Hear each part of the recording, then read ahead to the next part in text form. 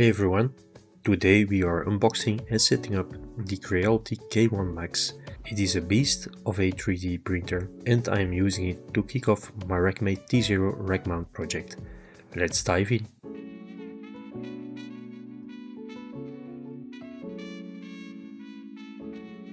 Okay, first of all, confession time.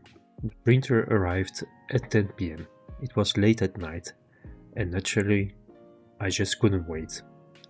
So I grabbed my phone, hit record and started unboxing right there on the spot. So my apologies in advance for the shaky footage. It was late night and I was filming with one hand. Out of the box, it is almost ready to go.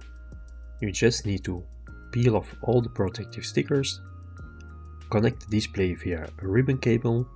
This is easier said than done with one hand, and remove 3 screws under the bed that lock it in place for transport. I couldn't record the screws because I needed both hands for that. Once powered on, the K1 Max walks you through a simple setup wizard.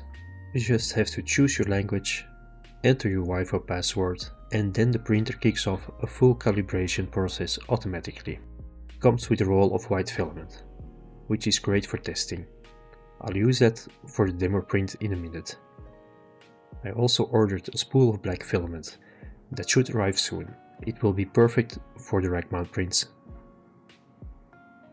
Oh, and if you are enjoying this video so far, don't forget to hit that like button. And if you're new here, consider subscribing to follow along with more tech and 3D printing content like this.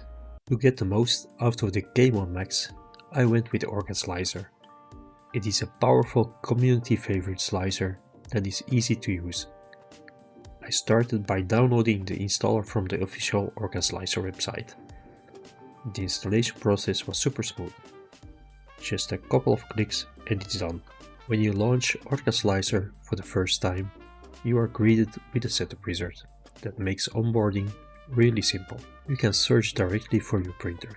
So I typed in K1 Max and selected it. And what is the best part?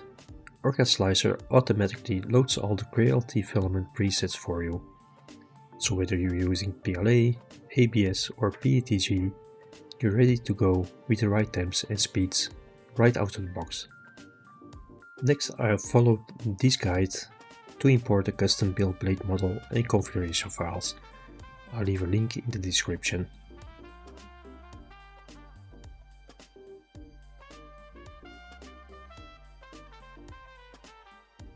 I also copied the recommended start and end G-code blocks from the guide and dropped them into Orca Slicer. These help the K1 Max heat up, purge and cool down more efficiently.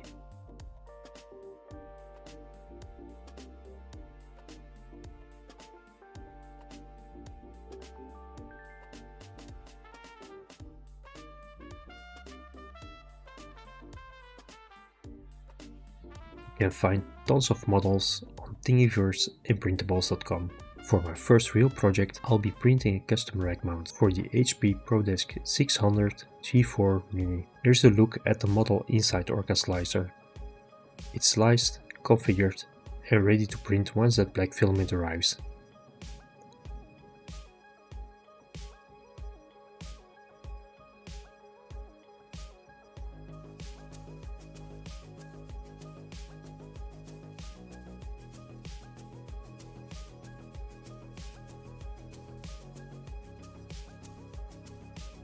But before that, let's have a bit of fun. I am demo printing a downsized Coco figurine. A quick 30-minute job using the included white filament. Here is the time lapse. It's always satisfying watching a model rise from the bed like magic.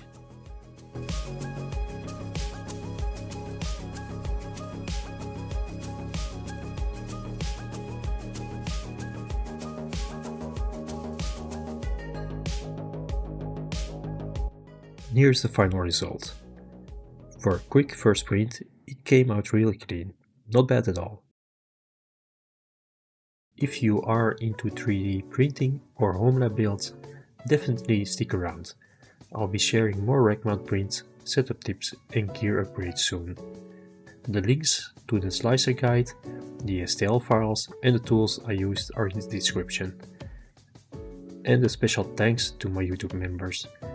You folks help make these projects possible. Thanks for watching, and as always, happy printing!